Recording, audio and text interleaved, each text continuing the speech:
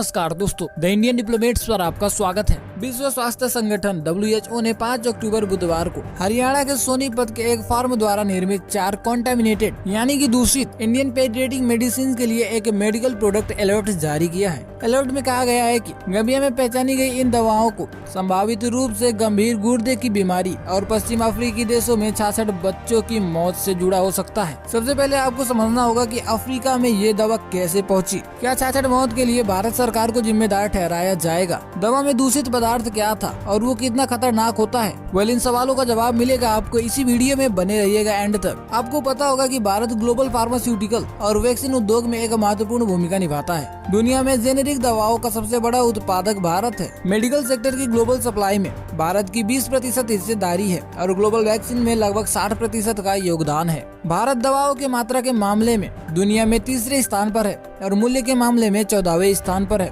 भारतीय दवा उद्योग के प्रमुख क्षेत्र OTC medicine, generic, API, vaccine, biosimilar और कस्टम रिसर्च मैन्युफैक्चरिंग यानी कि CRM है। भारत DPT, BCG और मिजल्स जैसे वैक्सीन की आपूर्ति करने में विश्व में अग्रणी स्थान पर है। यूएस में खपत होने वाली 3 में से 1 और यूके में 4 में से 1 गोली भारत में बनाई जाती है। भारत के पास यूएस के बाहर US FDA द्वारा अनुमोदित प्लांट की संख्या सबसे अधिक है। भारतीय फार्मास्यूटिकल उद्योग की प्रमुख विशेषता सस्ती कीमत और उच्च गुणवत्ता है और इस वजह से भारत को कभी कभी फार्मेसी ऑफ द वर्ल्ड यानी कि विश्व का फार्मेसी भी कहा जाता है। सस्ता और अच्छा होने की वजह से भारतीय दवाइयाँ लगभग दुनिया के हर कोने में आसानी से मिल जाता है। अफ्रीका जैसे गरीब देशों में WHO की निगरानी में सिर्फ और सिर्फ भारत निर्मित दवाइयाँ सप्लाई की जाती है। लेटेस्ट खबर ये है कि भारत में निर्मित 4 सर्दी खांसी की ओरल कॉफ सिरप अफ्रीकन देशों में कॉन्टामिनेटेड पाया गया है, जो 66 बच्चों की मृत्यु के कारण हो सकते हैं। ये 4 दवाएं Maiden pharmaceuticals limited Sonipat द्वारा निर्मित खांसी और ठंडे की सिरप है, जिसको promethazine oral solution, Kofexmalin baby cough syrup, Makoff baby cough syrup और मैग्रिक एंड कोल्ड सिरप के नाम से जाना जाता है। WHO ने कहा है कि ये चारों प्रोडक्ट्स में से प्रत्येक के सैंपल के लैब रिपोर्ट्स ने पुष्टि किया है कि इनमें डाइथाइलिन ग्लाइकोल